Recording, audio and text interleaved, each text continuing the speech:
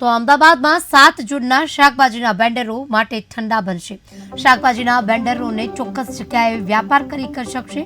વેન્ડરો વ્યાપાર કરી શકે તે માટે માર્કેટ બનશે અને પાર્કિંગ અને વેસ્ટનો નિકાલ થાય તેવી સુવિધાઓ પણ ઉપલબ્ધ કરાશે।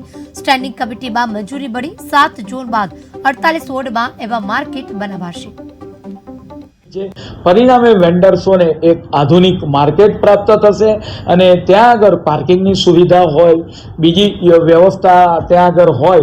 तदुपरांत जे ग्रीन वेस्ट उत्पन्न थाय तेना निकालनी पण व्यवस्था आ मार्केटनी अंदर करवामां आवी छे। आम एनी पॉलिसी आजे बनाववामां आवी छे, जेने स्टेन्डिंग कमिटी द्वारा मंजूर पण करवामां आवी छे।